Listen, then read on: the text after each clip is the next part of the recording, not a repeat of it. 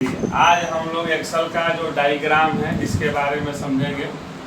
सबसे पहले आप सभी को राज एजुकेशन पीसीसी में स्वागत है। जो लोग भी हमारे चैनल को सब्सक्राइब नहीं किए हैं, राज एजुकेशन पीसीसी को सब्सक्राइब करें और नोटिफिकेशन का बटन जरूर दबाएं। देखिए, एक एक्सेल का डायग्राम यानी जो हम लोग का एमएस एक्सेल है उसको हम लोग किस तरह से जब ओपन करेंगे तो कैसा डायग्राम आएगा, इससे बहुत कुछ समझने के लिए हम लोग को मिलेगा। ठीक है, तो एक्सेल जब ओपन होगा तो आपके स्क्रीन पे ऐसा डायग्राम दिखाई देगा।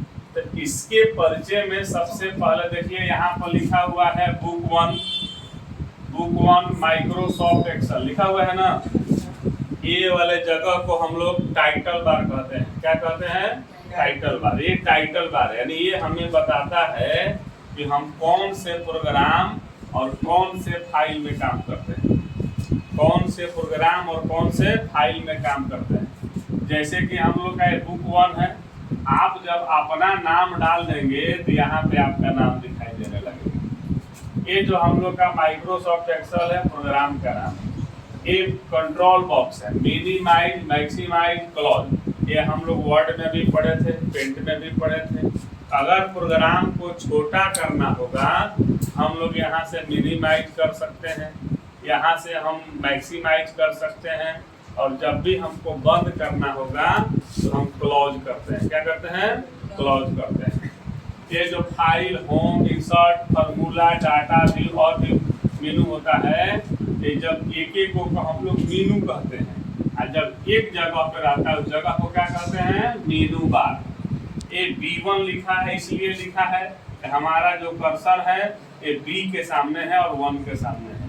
अगर ये एक्टिव सेल, अगर यहाँ एक कर्सर रहता तो एक्टिव सेल हमारा C हो जाता और 3 हो जाता। लेकिन अभी B1 है इसलिए B1। इस जगह को हम लोग कहते हैं सेल रिफरेंस, यानी ये बताता है कि हम कौन से सेल में काम कर रहे हैं। ये जो खाली जगह है एक फार्मूला बार है। क्या है? फार्मूला बार है। इसका क्या काम है फार्मूला बार का? कि हम लोग जो जब भी टोटल परसेंटेज डिवीजन किए रहेंगे तो वो बताता है कि हम कौन से फार्मूला बैठाए थे तो यहाँ जोड़ने का काम किया गया है। जैसे 250 आ गया, हमको नहीं पता है 250 कैसे आया। जब वहाँ क्लिक कर देंगे तो बताया गया कि ये फार्मूला बैठाए थे तब 250 हुआ। ABCD जो आपका है, ABCD जो है इसको हम लोग बोलते हैं कॉलम्स। क्या कहते हैं? और 1 2 3 4 जो होता है उसको कहते हैं रो। तो जहाँ पे बताया गया है ये हम लोग का कॉलम्स हेडिंग है। ABCD को कॉलम्स हेडिंग कहते हैं और इसको हम लोग रो हेडिंग कहते हैं। यहाँ पे जब हम लोग पहुँचते हैं ये हम लोग का वर्टिकल स्क्रॉल बार है।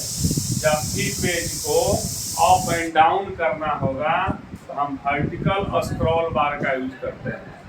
और जब भी हम लोग को पेज को लेफ्ट एंड राइट करके देखना होगा तब हॉरिजॉन्टल स्क्रॉल बार का यूज करते हैं। यानी कि जब पेज बड़ा हो जाए हम लोग हॉरिजॉन्टल स्क्रॉल बार से पेज को लेफ्ट एंड राइट करते हैं, और जब पेज को अप डाउन करना होगा तो हम वर्टिकल स्क्रॉल बार का यूज करते हैं। ये जो हम लोग का है शीट 1, शीट 2, शीट 3, यानी जब एक्सेल ओपन होता है तो एक फाइल में 3 गो शीट देता है, ताकि हम इसमें भी काम कर सकते हैं, इसमें भी काम कर सकते हैं, इसमें भी काम कर सकते हैं। जब भी खुलता है तो 1 खुलता है। आवश्यकता पड़ने पर हम सीटों की संख्या बढ़ा भी सकते हैं और सीटों की संख्या घटा भी सकते हैं। ये पूरा जो पेज है हम लोग का इसी तरह एक एक खाना बन के आता है। सभी को हम लोग कहते हैं वर्कशीट। क्या कहते हैं? वर्कशीट। यानी इस पेज को वर्किंग एरिया, वर्कशीट कहा जाता है। ये जो हम लोग का स्टार्ट बटन, विंडोज बटन दिखाई देता है, यहाँ टाइम दिखाई देता है, यहाँ पे डेट दिखाई देता है, तो यहाँ से लेकर यहाँ तक इस जगह को हम लोग कहते हैं टास्क बार। अगर जब तक हमारे सिस्टम पे ये स्टार्ट बटन दिखाई नहीं देगा तब तक समझिएगा हम कोई भी काम नहीं कर सकते हैं। ये जो स्टार्ट बटन है टास्क बार है, जब हमारे स्क्रीन पे दिखाई देने लगता है तब हम समझते हैं कि कंप्यूटर कार्य करने की अवस्था में हो गया।